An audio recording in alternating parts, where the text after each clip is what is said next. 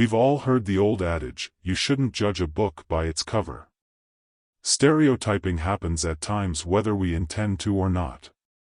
Images portrayed by the big screen aid our thought process. When we think of a sociopathic murderous spree, a certain image of a suspect comes to mind.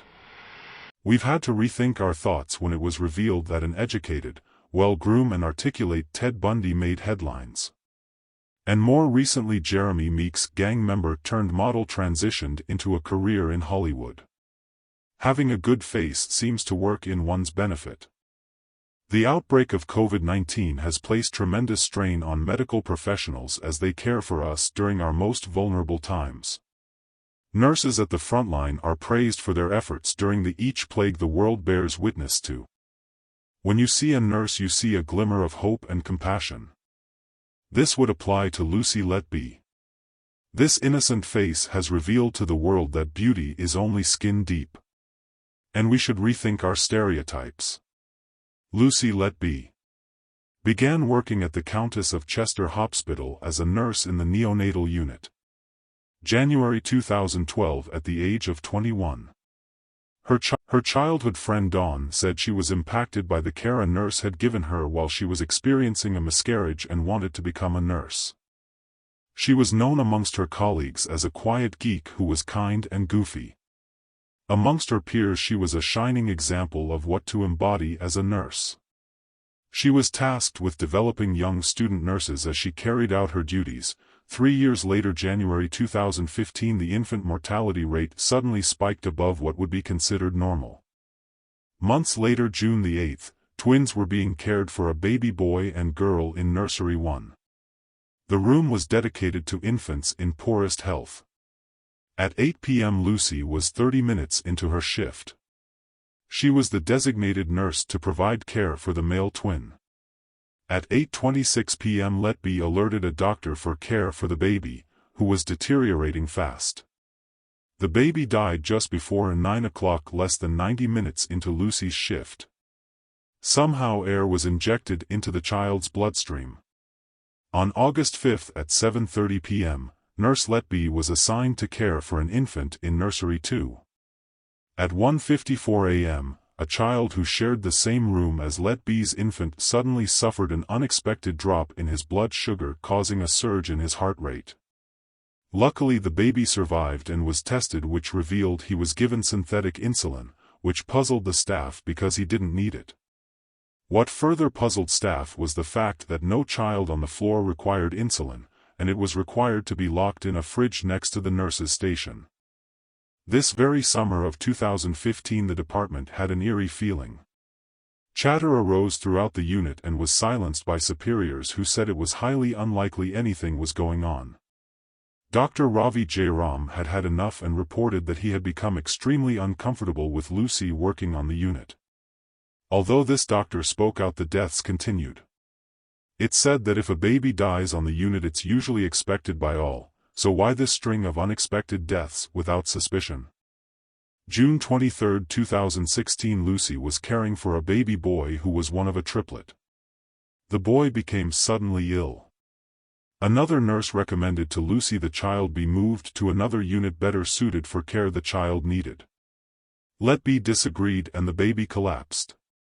The child recovered but went through a series of further collapses to his death at 5:47 p.m. The doctor on duty, Dr. Stephen Breyer, felt the child should have responded better to resuscitation. The baby was found to have an injury to his liver and air to his bloodstream. The following day another child of the triplets died. Dr. Stephen Breyer had joined the first doctor in his disapproval of Lucy working on his unit, but too was silenced and told he didn't have proof. Nurse Letby continued to operate under the facade of an innocent and kind nurturing soul. It appeared something sinister was going on. The hospital conducted an internal review of why the spike in infant deaths have been occurring and decided to place Lucy Letby on administrative duties while the investigation took place.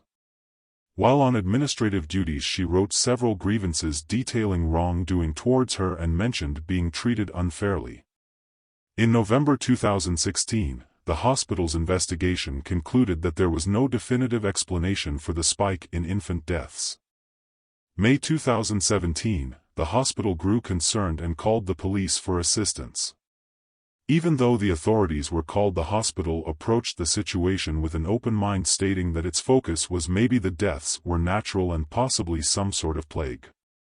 The focus of someone possibly causing this devastation was at the very bottom of the list. During the investigation, several experts and witnesses were interviewed, which created a narrative no one wanted to believe. July 3, 2018, Lucy Letby was arrested. Warrants were issued for her home in Chester, as well as her parents' residence in Harold Ford. The search uncovered patients' records and handwritten letters that detailed her mental state. Quote unquote, "I am evil. I'm did this." In her bedroom, stuffed in shopping bags, were hospital hand-over sheets. 257 in total, with details of the babies who were harmed. Social media leaves behind a digital footprint that many times reveal one's motives. Countless hours of studying to become a nurse isn't for the faint at heart. Caring for others spares no detail, so it shouldn't come as a surprise that Lucy Letby took her time to do her homework on 11 families who lost their children under her care. In her version of being a loving and caring nurse, she sent a sympathy card to one of the families who lost a child on the day of the infant's funeral. Images of the card were saved in her phone. While digging deeper into the details, investigators discovered that Lucy Letby was the only member of the staff working while each death occurred. Looks will only get you so far in this world. It was time for the authorities to pay Nurse Letby a visit. She sort of embodied the look of someone who was called in for a shift they didn't know they had.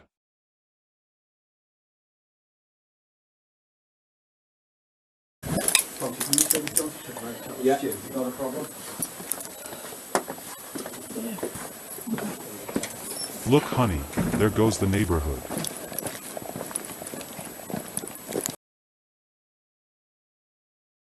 Back seat over here.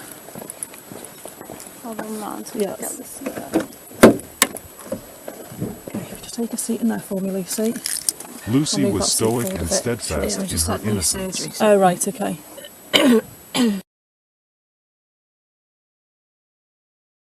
They told me that there had been a lot more deaths and that I'd been linked to somebody that was there for a lot of them. Did you have any concerns that there was a rise in the mortality rate? Yes. Okay, so tell me about that. What concerns did you have? I think we'd all just noticed as a team in general, the nursing staff, that What's the fastest way to humble the most bubbly, energetic personalities imaginable? Look to charge them with 8 counts of murder and 10 counts of attempted murder. Detectives done just that. It's been said that most of us have an internal system dedicated to determining right from wrong. This very system has called upon those courageous enough to become whistleblowers. Making the public aware at times comes with its own setbacks. Dr. Ravi Jairam finally gets the opportunity to tell his story to the public. I've been a paediatrician since 1992, and I had never in my career seen anything like this. And actually initially there was a feeling of thank goodness Lucy was on, because she's really good in a crisis, she's really good at managing these things.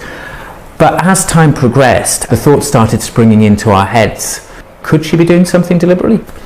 So the thought starts sinking in that there could be a killer on the unit. I mean, that's a big moment. It's a big moment, and it's a chilling moment. I don't think anybody has a rule book for how you deal with a situation where you're suspecting that somebody's causing deliberate harm to babies on your neonatal unit. This was set to be a trial to go down in the history books. Prosecutors mentioned that she either felt empowered by playing God by deciding who was allowed to live or die, or a motive that was supported by her fellow colleagues, she being in a relationship with a married doctor on the unit, trying to her best to capture his attention on the unit due to her standing out amongst her colleagues. Allegedly, the two often spent time together for extended periods of time on the clock. She was said to enjoy the high praises she would often receive.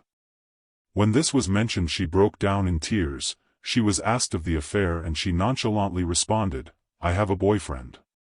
It was also apparent that when her crush took the stand she reacted the same way and lost her composure and left the stand. 33-year-old Lucy Letby did her part to place her country in world headlines. This case sparks the minds of an ancient figure, Lilith. A woman who didn't get what she desired, so she vowed to kill babies. It's said that when a child dies in infancy, it's the murderous Lilith who has her hand in the action. Although she didn't have much to say during the case, Lucy did mention that she never cried for her victims. The court heard her loud and clear and had a few words to be delivered to her due to her choosing not to be present. The defendant, Lucy Letby, has refused to attend court for this sentence hearing. Accordingly, I have to sentence her in her absence. I shall deliver the sentencing remarks as if she was present to hear them.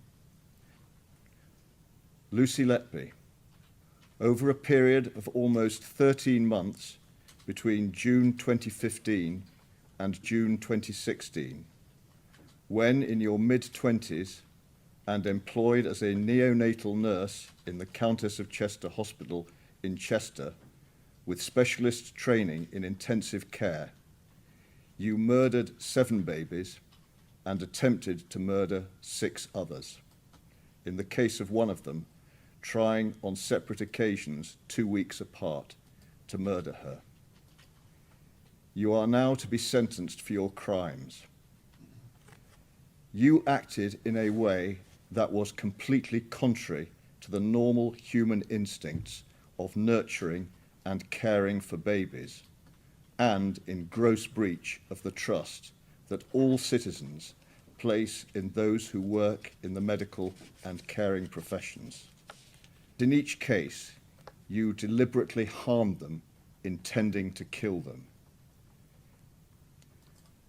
There is no doubt that you are intelligent and outwardly were a very conscientious, hard-working, knowledgeable, confident and professional nurse, which enabled you repeatedly to harm babies on the unit without arousing suspicion for some time. Your fellow neonatal nurses spoke very highly of you, and several of them became your close friends. You specifically targeted twins, and latterly triplets. You have no remorse. There are no mitigating factors. In their totality, the offences of murder and attempted murder were of exceptionally high seriousness, and just punishment, according to law, requires a whole life order. Lucy Letby, on each of the 7 offences of murder and the 7 offences of attempted murder, I sentence you to imprisonment for life. Lucy's parents have decided to move close to the prison where their daughter will spend the rest of her natural life. Go ahead, subscribe, give this video a thumbs up, comment, share.